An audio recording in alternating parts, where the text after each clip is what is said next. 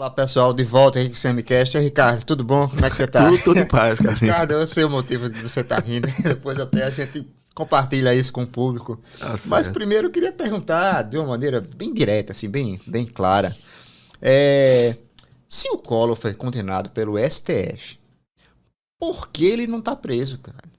Por que ele não está preso? Até fala da publicação do acórdão, alguns recursos, enfim.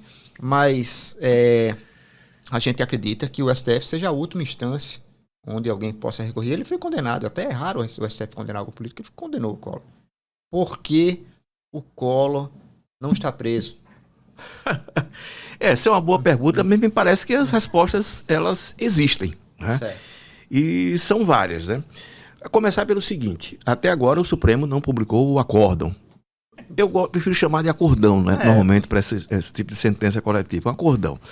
Mas vamos lá. É o acórdão, formalmente assim chamado. Para que haja o acórdão, tem os recursos, e os recursos demandam tempo, né? Você lembra da história do mensalão, que você pode até reverter, né? Você pode até reverter uma decisão do próprio Supremo, e aconteceu, né? Naquele período. Mas, objetivamente, o Collor vai cumprir pena? Eu hoje mesmo, no dia que a gente está gravando aqui, eu conversei com uma figura bem conhecida do meio jurídico. Ele disse que eu fiz uma postagem sobre isso, dizendo, enfim, cada vez mais eu ouço. Me lembro que no dia que saiu a condenação, eu recebi a ligação de um advogado bastante conhecido aqui, respeitado. Ele me disse, ele não vai cumprir pena. Eu disse, mas por quê? Porque tem os recursos e, além de tudo, tem as prescrições. O Collor fez mais de 70 anos. Isso. Já tem mais de 70 anos, ele tem mais de 70. Então, a partir daí, você já reduz todos os prazos pela metade. Então, à medida que isso for avançando, inclusive os recursos, a dificuldade para ele ser preso, para haver uma decisão de prenda-se, vai ficando cada vez mais distante. E o que vai acontecer, me parece que está acontecendo já, que a sentença caminha para isso. Se você, quando eu falo, inclusive, do acórdão, você não sabe quantos anos ele foi condenado. Você sabe? Não. Ninguém sabe. Por quê? Porque quando do julgamento, você teve ali o pedido do Fachinha, mais de 30 anos, né? 30 anos. E ali, mas depois você tem que mediar os votos para chegar a uma sentença. É a modulação, né? A modulação, uma sentença, usando a linguagem mais acessível para todos nós, né? Que seja a média da compreensão dos senhores ministros. E quanto mais baixa for essa média, menor é a chance dele de ser preso efetivamente por conta da idade. Os atenuantes, né? O fato concreto e objetivo, o Collor, se era para acontecer, não foi o que aconteceu, e também essa altura, quem sou eu para dizer que ele era para ter sido condenado ali quando sofreu o impeachment? Sim. Né? O Collor passou 20 anos desde que saiu. Ele saiu em 94, foi julgado em 2014 por uma coisa que praticamente não existia mais, inexistia mesmo, que era um contrato com uma agência de publicidade. Que o Ministério Público Federal, a Procuradoria-Geral da República, no julgamento, a procuradora, ela, alguma coisa, não me lembro, ela era o nome dela, tá? Ela foi indagada, né, para o ministro, cadê o contrato? Não, nós perdemos, não tinha mais contrato. Que absurdo, gente. Pois é, e aconteceu, e ele foi absolvido, e ele batia no peito e dizia, olha, eu fui inocentado pelo Supremo, e foi inocentado pelo Supremo. Sim. Se seria condenado ou não, não serei eu a dizer que deveria. Mas imagino que se houve aquele momento para a condenação, seria aquele. O Collor, ele cumpre uma trajetória, acho eu, que até por conta disso, de lobo solitário.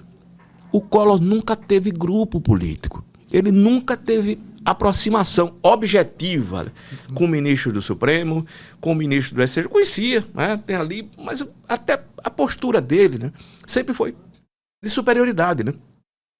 Todo mundo no entorno do Collor, todo mundo que permaneceu com ele a vida toda, era vassalo.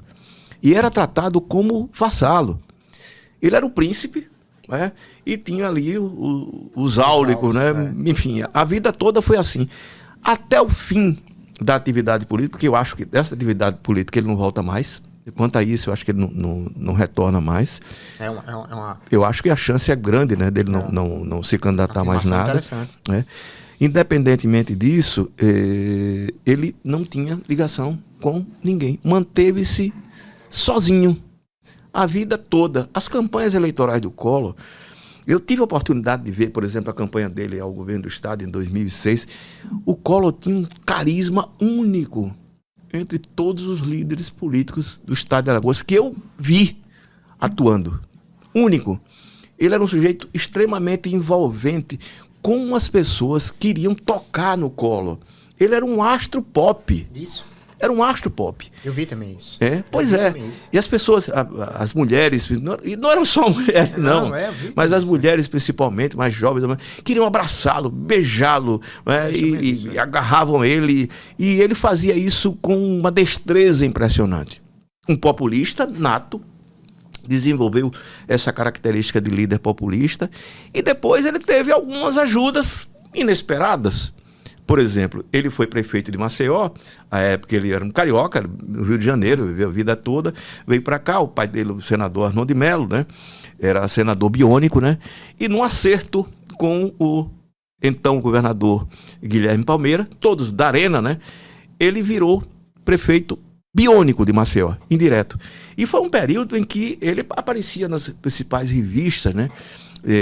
Do High Society. Aparecia o tempo todo, já aparecia antes, né? Ele foi modelo, né? Era casado com a Lilibete Monteiro. Lilibete, que eu conheci aqui, a Lilibete, ela sempre, é engraçado, porque esse pessoal tem um verniz, assim, né? Ela sempre falava de Caetano, ela sabia que eu gostava muito não tinha proximidade nenhuma, mas poucas vezes encontrei com ela puxava assuntos sobre música. O Caetano frequentava a casa dela, o Gilberto Gil, essa turma toda, né? E esse pessoal gosta, né? Levava esse pessoal. Fazia essas festas e levava esse pessoal. E o pessoal ia, enfim, e ali eles estavam também no início da carreira. Depois você começa a criar uma certa seletividade, naturalmente. Mas aí ele é prefeito de Maceió, se elege deputado federal, também pelo partido da ditadura, Arena, e entra no MDB. Entra no MDB, atraído numa negociação que envolveu João Lira. Por que João Lira? Porque João Lira também foi para o MDB. Renan Calheiros, Mendonça Neto, principalmente esses personagens. E o Renan foi, sem dúvida nenhuma, o grande impulsionador da campanha do Collor nacionalmente. O Renan cumpria o segundo mandato, né, de deputado federal. Se elege ali inicialmente em 82, depois em 86.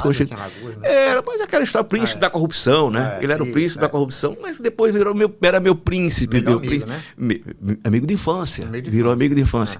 E aí, ele se lança candidato à presidência da República. Foi lançado à presidência da República pelo senador Renan Calheiros e o grupo, o Cleto Falcão, né? E aquele grupo. E ele virou, você há de lembrar, o candidato da direita brasileira e da extrema-direita. A extrema-direita estava naquele momento intimidada, tinha saído o país, não fazia muito tempo da ditadura militar, e eles não tinham essa mobilização e essa visibilidade que tinham. E o Collor virou o candidato da Faria Lima. Isso, dos liberais, entre aspas, da turma endinheirada, né? Do agronegócio, que estava ali em ascensão, né, no Brasil, estava, enfim, nascendo e crescendo. E com um detalhe, ele foi absolutamente inovador no marketing político. Sim. A campanha dele foi de um profissionalismo, para a época, que rompeu completamente a tradição do discurso, né? Você lembra o candidato do MDB, quem era? Ulisses Guimarães, né? O Brizola. O Brizola era o candidato. Era o cara na televisão falando. O Collor aparecia ali, era o trenzinho, não sei o que, animação, isso, aquilo outro. E aparecia, minha gente, né? O Brizola, o jeito Brizola de ser, né? O Ulisses Guimarães também, eram duas pessoas, né, de gerações anteriores. E aí ele faz uma campanha absolutamente moderna, no padrão americano. usando uma agência de publicidade, DM9, não sei se você lembra. Lembro. Tem uma figura chamada Rony Curvelo, que veio dos Estados Unidos para cá, um brasileiro que estudou lá e veio para cá. Tinha muita gente que apareceu aqui, o Rui Nogueira, que era um cara que veio do Brasil, que era um personagem, enfim, que era o presidente do PRN. O PRN foi o partido pelo qual o Collor foi eleito. Reconstrução Nacional, que tinha como líder na Câmara Federal quem? O senador Renan Calheiros, que era engraçado, né? Que deixou para trás o Ulisses Guimarães, do MDB, deixou para trás o Mário Covas, porque o Renan, muita gente não lembra, mas ele foi tucano também, né? Ele foi filiado ao PSDB, no PSDB nascente, mas depois saiu. Depois saiu do PSDB. E aí o Collor alça voo nacionalmente, se elege, e é interessante, era então a nova direita no Brasil. Era a direita. Evidentemente, eu não vou comparar o Collor aqui com o Bolsonaro, porque o Collor, no mínimo, tem uma formação melhor. O Bolsonaro é um sujeito completamente tosco, né? Apesar de eu brinco colar no outro agora, né? Mas o Collor foi, na verdade, pegar ali o rescaldo, né, do bolsonarismo. Eu lembro que uma vez, numa discussão com alguns amigos, olha, você não pode chamar nem o Bolsonaro de fascista, porque para ser fascista é preciso ter algum conteúdo teórico, uma base teórica, que ele não tem. Ele é só um sujeito violento, autoritário, né? Violento, a pregação dele de violência pela arma, tem que matar, tem que pegar, tosco. Pois é, o Collor não. O Collor tinha, sim, alguma formação, e tinha também um verniz, né, que o Bolsonaro não tinha. Mas, por coincidência ou não, você há de lembrar, foi um período em que essas duplas sertanejas surgiram para o proscênio, né, da música nacional. Então, de repente, o Brasil descobriu-se como, enfim, adorador de dupla sertaneja, né? Foi ali que essa turma explodiu e veio para o proscênio mesmo, para frente do palco, né? Deixando para trás. É uma coisa engraçada. Enfim, essa turma sempre existiu, mas só que o brega, né, o chamado brega, porque é brega mesmo, não tem, enfim, é brega. Isso. As pessoas têm direito de gostar de brega ou do que quiserem. Mas assim, sempre houve, mas havia espaço para as outras manifestações musicais, outros gêneros.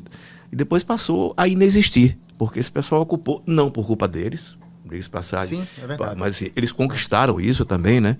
Porque eles ocuparam todos os espaços na mídia, né? Passaram a ocupar todos os espaços na mídia. E foi Collor que os levou exatamente a ribalta, né? A ribalta é o proscênio, né? Que é ali o centro do palco. Exatamente. Aí o Collor depois foi empichado, passou um período, acho que 8 anos, né? Sem se candidatar, conseguiu, tentou para São Paulo, mas não conseguiu, veio para cá, se elegeu senador, mas sempre sendo um lobo solitário. Era ele e ele. E apostando e investindo na capacidade que ele tem de amalgamar as camadas mais populares em torno dele. E usando os métodos, enfim, que a gente conhece. E é um detalhe, né? Ele e o Renan rompem em 1990, né? Quando o Renan é candidato ao governo e achando que era o candidato dele, e era o candidato dele inicialmente, né? Mas era, na verdade, o Geraldo Bulhões, que foi eleito, né? Foi eleito, entre aspas, também. Não, foi uma monumental fraude aquela eleição, mas independentemente disso, eles passaram a manter um pacto de não agressão. Você pode olhar. Não, exato. Você não via Collor. É óbvio isso. Ofendendo o Renan. E o Renan ofende sem pena, né? E o Collor também. Quando não gosta, ele ofende sem pena, né? É possível que se ele vir isso aqui, eu acho que ele não vai ver, ele vai me xingar horrores. Mas, enfim, é uma característica de personalidade dele. E por que essa condenação? Primeiro, ele não criou laços no Supremo. Ele continuou sendo ele, morando em Brasília, né? A casa da Dinda é a morada dele há décadas, né? Mas ali ele nunca criou esses laços sociais, então, que o Renan tem, né? Que o Arthur tem, né? E que outros tiveram, Theo Vilela tinha, todo mundo tinha ali. Não ficou bom para o STF?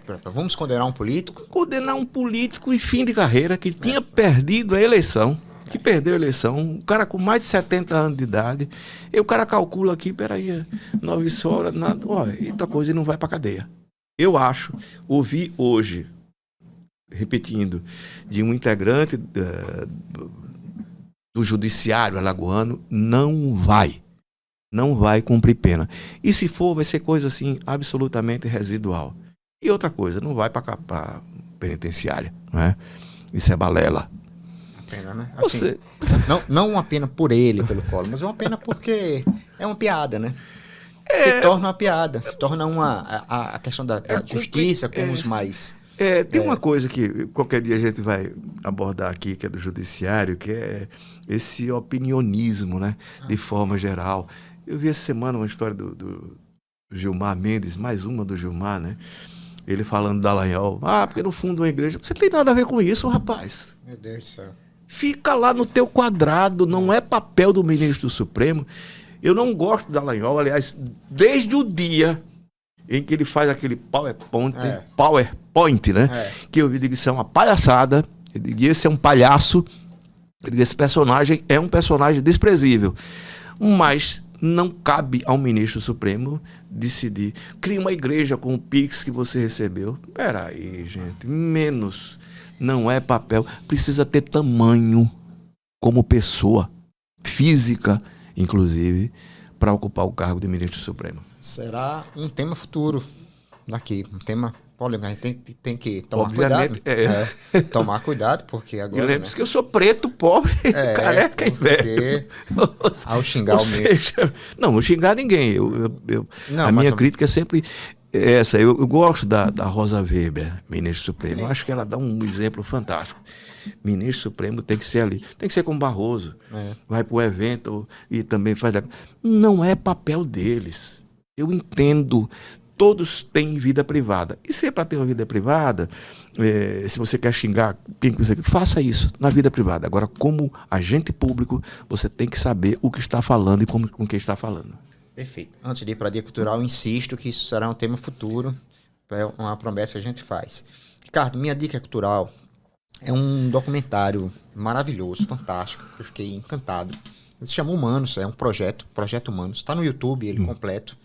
É um fotógrafo francês e um grupo de pessoas. Belíssimo. Você viu esse? Que visitaram 60 países. Inclusive tem 4 brasileiros no documentário, falando sobre a condição humana, falando de como nós não estamos sozinhos no universo. São histórias, fragmentos de histórias. E, de certa forma, elas se conversam, essas histórias. Mas eu acho o documentário lindo, belíssimo. Fiquei encantado. Foi um sopro de... tanta coisa ruim que a gente absorve e a gente dá uma olhada em tudo que está acontecendo no mundo. Ficou em mim a percepção daquela de que não estamos sozinhos no universo. Isso é muito importante, né? Então ele está lá no YouTube.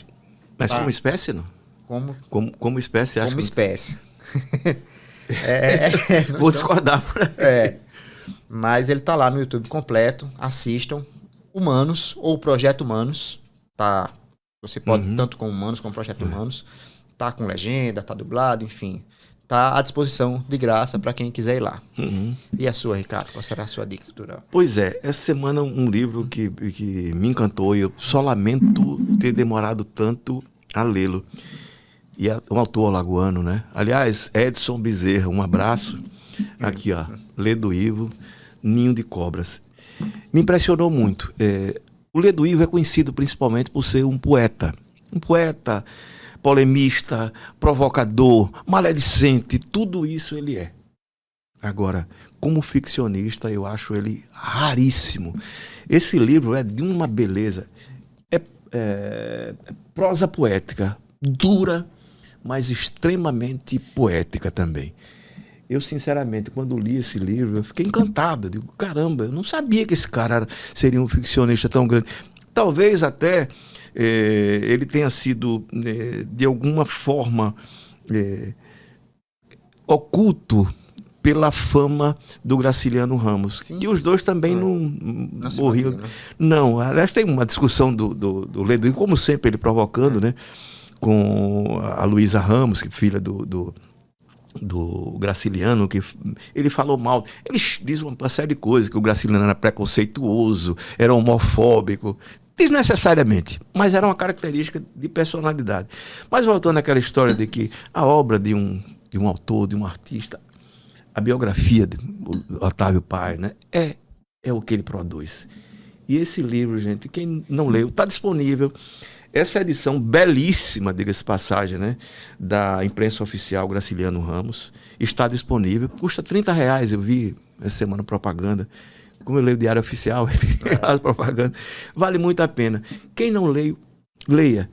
E quem já leu, vale a pena ter essa edição, que é muito bem cuidada, merece aplauso, sabe? A turma que preparou essa edição, porque, sem dúvida nenhuma, edição belíssima. Para mim, é o melhor Lê do Ivo.